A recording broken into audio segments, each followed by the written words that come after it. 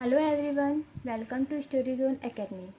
आज हम लोग जो मैंने इसके पहले बताया था कि estimation and costing in civil engineering में हम लोग इसके क्वेश्चन सॉल्व करेंगे जो कि आपके एग्ज़ाम में यूज़फुल रहेंगे।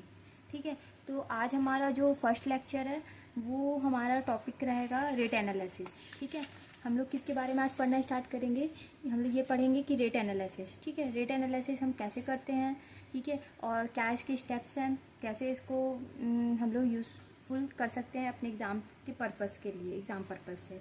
ठीक है, तो जो रेट एनालिसिस होता है वो हम लोग मैनुअली किसी भी मान के चलिए कोई भी रेशियो है M25, ठीक है, तो M25 का हम लोग जो हमारा जो रेशियो रहेगा उसके लिए हम रेट एनालिसिस निकालते हैं। ठीक है, तो हमको उसमें क्या ज़रूरत पड़ेगा, लेबर कॉस्ट, एरिया पता चलनी होनी चाहिए, कितनी हमारी एरिया है, क्या क्या, और सीमेंट कितना लग रहा है, एग्रीगेट कितने लग रहे हैं, ठीक है, सैंड कितनी लग रही है, मतलब कि रेता कितने लग रहा है, गिट्टियाँ कितनी लग रही है, ठीक है, स्टील की क्वांटिटी क्या है, स्टील कितना लग रहा है।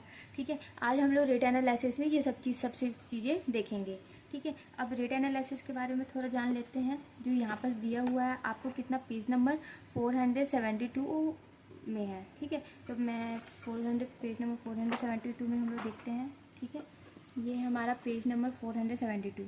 ठीक है, अब यहाँ पर से ये जो बुक रहेगी आपको बेनिफिट्स रहेगी, वैसे आप ले सकते हो, नहीं तो आप लेक्चर्स देख के भी इसको क्लियर कर सकते हो। ठीक है, तो इसमें जो क्या है, per unit particle item of work, ठीक है, for the cost of qualities of material, है ना, the cost of labours and other ministry, है ना, जो चीज़ मैंने आपको बताया था, और जिसमें से यूजुअली जो 10% जो होता है वो कॉन्ट्रैक्टर लेता है। जितने भी अपना रेट एनालिसिस से आएगा उसका जो 10% है वो कॉन्ट्रैक्टर को हमको देना रहता है। ठीक है, और रेट मटेरियल कैसे यूज़ होते हैं, ठीक ना, वर्क किया जाता है, एंड फर्स्ट कॉस्ट में भी दिखता है, जैसे कॉस्ट हो गया, ट्रांसपोर्ट के लिए हो गया, रेलवे के लिए हो गया, एनी टैक्सी, ठीक ना, ये सब कुछ, मतलब कि टैक्सी के क्या चार्ज हैं, कॉन्ट्रैक्टर का क्या चार्ज है, लेबर का क्या चार्ज है, वाटर का क्या चार्ज है ना, रेट एनालिसिस में हम लोग ये सब चीज़ें देखते हैं।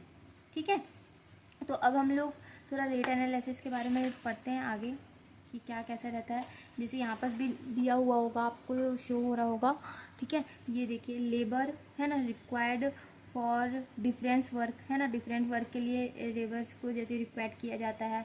ठीक है, नेशनल बिल्डिंग ऑर्गेनाइजेशन के थ्रू जो लिया गया है, अर्थ वर्क पर, है ना, 28.30 क्यूबिक मीटर होना चाहिए। ठीक है, फिर एक्सकवेशन इन फाउंडेशन, मतलब कि जब ये आप रेट एनालिसिस के बाद हम जब बिल्डिंग का डिज़ाइन करेंगे, बिल्डिंग का कैलकुलेशन करेंगे, है ना, तो इसमें हम लोग क्या कहते हैं, क्यूएससी में हम पूरा कैलकुलेशन करते हैं। ठीक है, कि किसमें क्या कितना कैलकुलेशन होना चाहिए, कैलकुलेशन किया जाता है। जैसे यहाँ पर आप देख सकते हो, है ना, पार्टिकल्स ऑफ आइटम, है ना, क्वालिटी, है ना, क्वांटिटी हो गया पर डे, है ना, तो यहाँ पर आप देखोगे ब्रिक ऑफ स्टोन प्लास्टर के लिए कितना है, 25 मिलीमीटर। ठीक है, जिसकी क्वालिटी कितनी आएगी, 0.25 मीटर क्यूब है। ठीक है, असफाल्ट स्टोन के लिए है अपना 0.70 मीटर क्यूब है। फ्लैग स्टोन के लिए अपनी कितनी, 1.50 मीटर क्यूब है। Earthwork in excavation in origin ordinary soil के लिए अपने किया है 3 मीटर क्यूब है। और हमारा जो earthwork in excavation in hard soil के लिए है 2 मीटर क्यूब है। एक्सकवेशन इन रॉक के लिए है 1 metre cube. Sand filling plinth के लिए है 4 मीटर क्यूब। ठीक है, तो ये हमको लेके चलना पड़ता है कितना इतना मीटर क्यूब के लिए, क्वांटिटी के लिए, पर डे के हिसाब से ये चीज़ चलेगा। ये बहुत ही पुरानी बुक है, पुरानी जनरेशन है, बट ये अभी एग्ज़ाम्स में यही चीज़ फॉलो किया जा रहा है। ठीक है, अभी फिर यहाँ पर रिलेटिव अर्थ इन फाउंडेशन प्लिंथ, है ना, कंसोलिडेशन 15 सेंटीमीटर, लेयर 3 बेड, है ना, 2 मजदूर, है ना, 1/3 ब्लास्टिक के लिए किया जाता है। डिस्पॉल्ट सेल्फ अर्थ इन लैंड के लिए कितना अपना है, 30 मीटर है। ठीक है, फर्स्ट क्या रहता है, अर्थ वर्क पर 18.30 मीटर क्यूब है।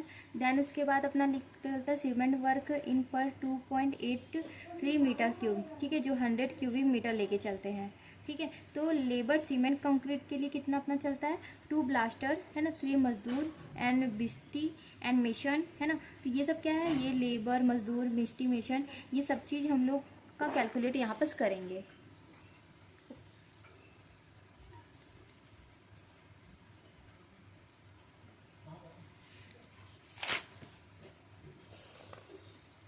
देन उसके बाद क्या होता है, अर्थ वर्क। ठीक है, अर्थ वर्क के लिए क्या है, अर्थ वर्क हो गया, स्टोन वर्क हो गया, ब्रिक वर्क हो गया, वुडन वर्क हो गया, आयरन वर्क हो गया, फ्लोरिंग वर्क हो गया एंड फिनिशिंग वर्क होता है। ठीक है, एस्टिमेशन एंड कॉस्ट में आगे हम क्या निकालते हैं, आरसीसी वर्क कैसे होता है, फिर स्टोन वर्क कैसे किया जाता है, ब्रिक वर्क कैसे होता है, वुड वर्क कैसे होता है। जैसे आरसीसी वर्क में क्या रहेगा,